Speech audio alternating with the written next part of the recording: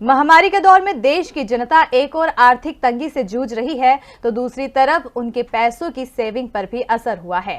इस बीच जनता की जेब पर एक और आर्थिक मार पड़ी है। अब केंद्र सरकार ने पोस्ट ऑफिस में सेविंग अकाउंट से जुड़े नियमों में बदलाव किया है, जिससे सीधा असर उनके पैसे को जमा करने और निकासी करने पर पड़ने वाला है। सरकार ने अब पोस्ट ऑफिस में पैसा जमा करने और निकासी करने पर सरचार्ज के साथ साथ जीएसटी और सेस लगाने का फैसला किया है। तो क्या है पूरी खबर, देखिए इस रिपोर्ट में।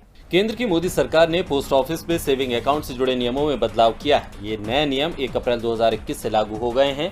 इंडिया पोस्ट पेमेंट बैंक यानी IPPB ने अब निकासी जमा करने और आधार आधारित पेमेंट सिस्टम पर चार्ज लगाने का फैसला किया है। यानी आपको पैसा जमा करने और निकालने के लिए भी चार्ज देना होगा। अगर आपका बेसिक सेविंग अकाउंट है तो आपको 4 बार पैसा निकालने पर कोई चार्ज नहीं देना होगा, लेकिन इससे ज्यादा ट्रांजैक्शन के लिए आपको 25 रुपए या 0.5% चार्ज देना होगा। वहीं पैसा जमा करने के लिए कोई भी शुल्क नहीं लगेगा। आपका सेविंग और करंट अकाउंट है तो आप हर महीने 25,000 रुपए तक निकाल सकते हैं। इससे ज्यादा निकालने पर आपको 25 रुपए का चार्ज देना होगा। वहीं 10,000 रुपए तक का कैश डिपॉजिट करते हैं तो कोई चार्ज नहीं लगेगा, लेकिन इससे ज्यादा जमा करने पर कम से कम 25 रुपए का चार्ज लगेगा।